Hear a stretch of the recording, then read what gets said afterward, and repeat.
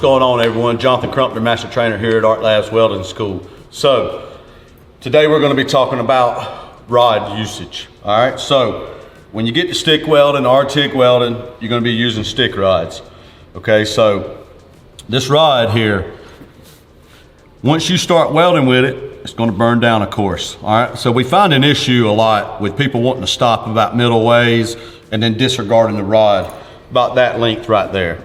There's still a lot of life left in that rod. It could be used to fill up the end of the plate from where you had to stop before, so on and so forth. But what we want to get away from is from people throwing rods like this away or rods like this. As you can see here, the flux on this one is missing about 3/4 of the way down.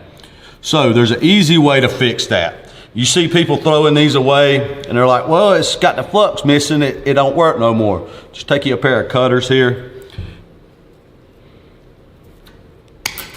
Cut the rod, now you got you a good filler rod right there, all right?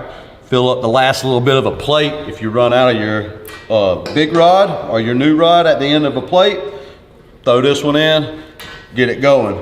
This is what we like to see. About 3 inches, all right? 3 to 3.5 inches is what you want to disregard these rods to. All right, so if you got this or this, keep using it until it turns into this. Now, once you get done, we have stub buckets.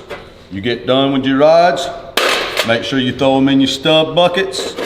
At the end of the day, you want to go through, pull all your big ones out, save them for the next time, and then disregard the rest of them into the bin to where they go to. All right, hopefully this helps everybody out, gives everybody a little understanding. See you next time.